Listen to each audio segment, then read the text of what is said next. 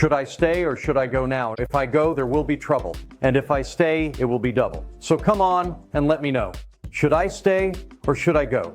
The market performance over the rest of the year could be a preview of what to expect next year. If the year-end rally attempt includes resurgent breadth, more companies joining the charge higher, it would be reassurance that the bull market is well intact. The companies that really need to represent this spreading of the advance in the U.S. is the participation in the small cap index, Russell 2000. As can be seen here, it seems to have gone through its digestion and might be starting a continuation leg higher.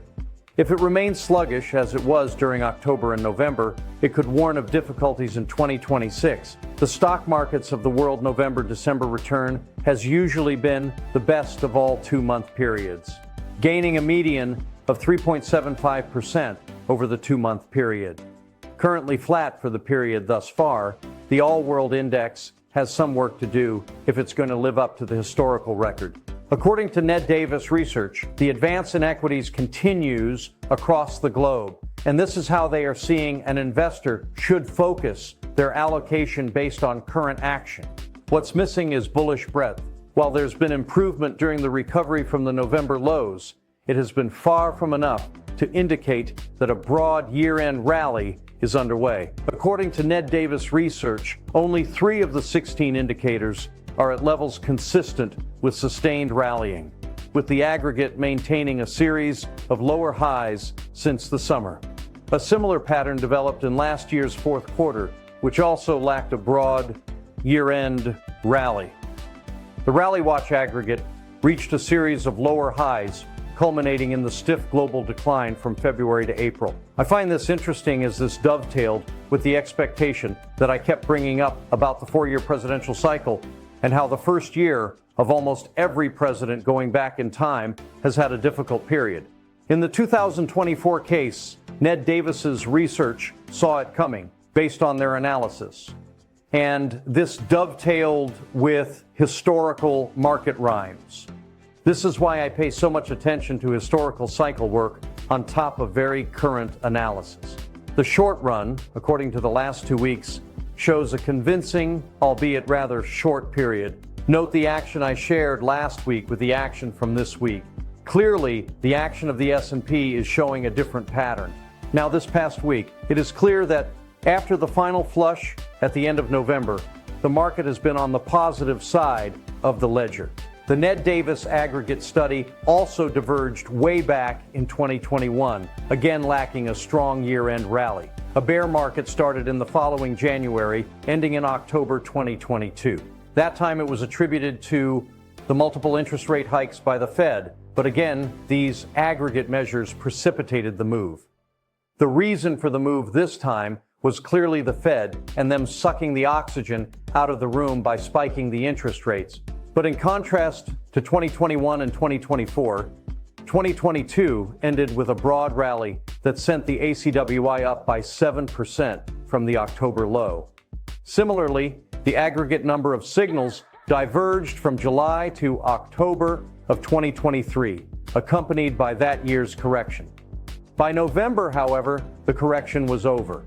And what followed was a November-December rally of 12%.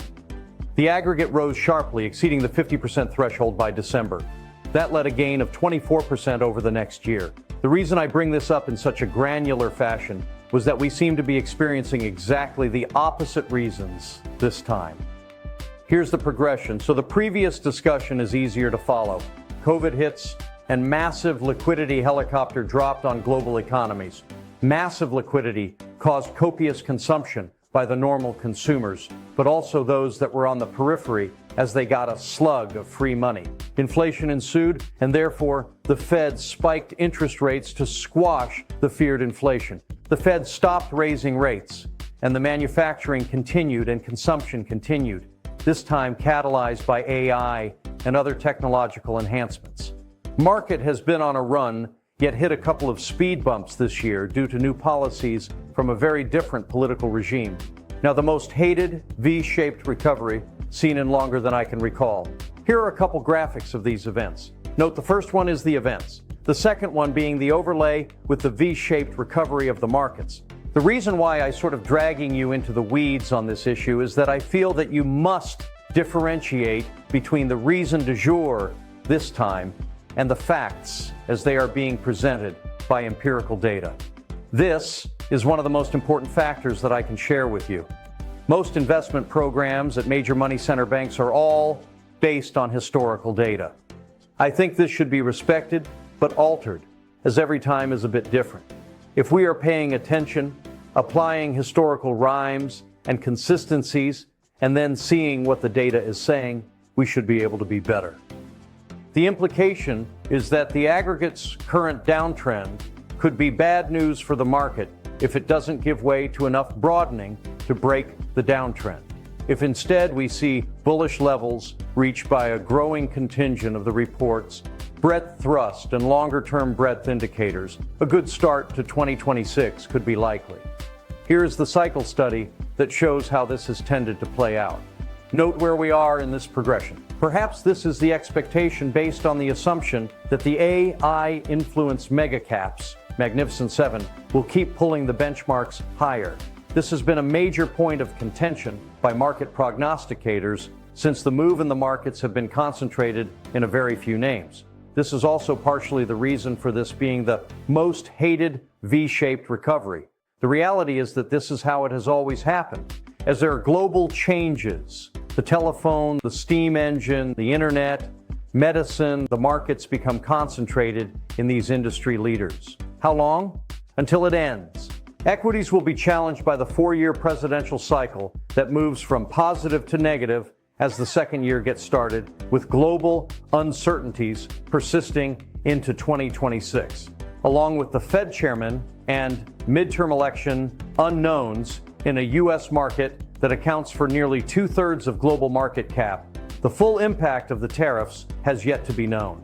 In the U.S. and globally, affordability concerns are at the forefront, and stagflation remains a significant risk. The bottom line, however, is that current conditions warrant overweight equity allocation, as indicated by the November cyclical data and the bounce referenced in last week's newsletter.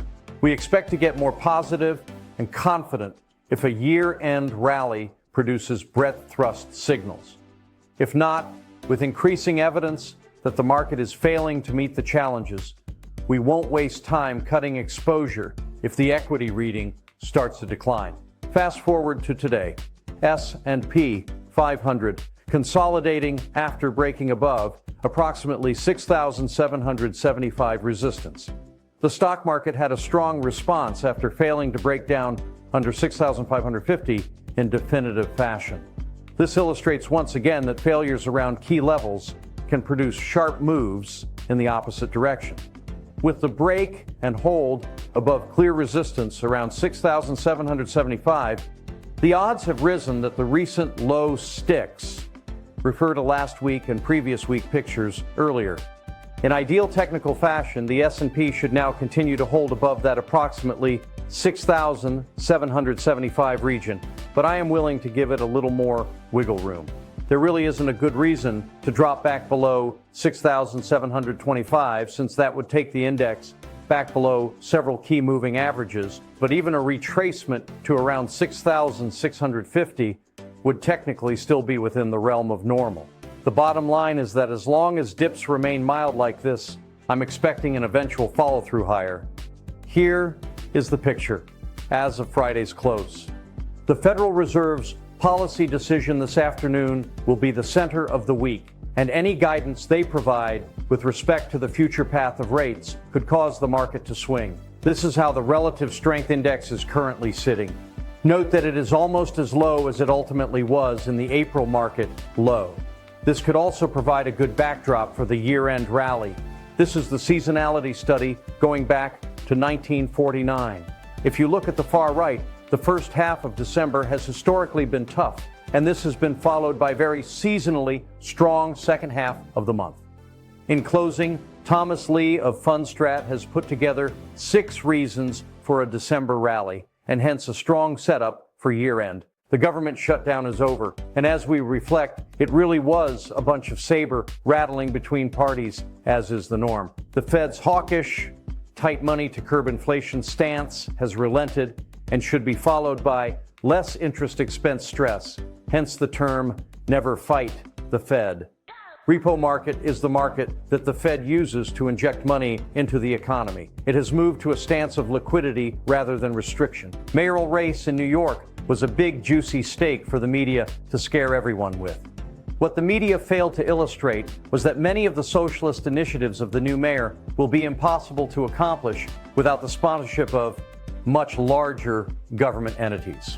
Cryptocurrencies, which have been the bastion of speculation in the financial markets, sort of had their comeuppance moment, and yet the rest of the markets were unfazed.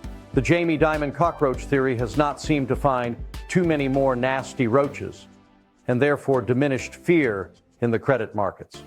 So this leaves us with the final December seasonality. December historically finishes strong, especially after a pullback. Before we wrap up, a quick reminder: your personal security is just as important as your portfolio. If you use Gmail, make sure your account is locked down.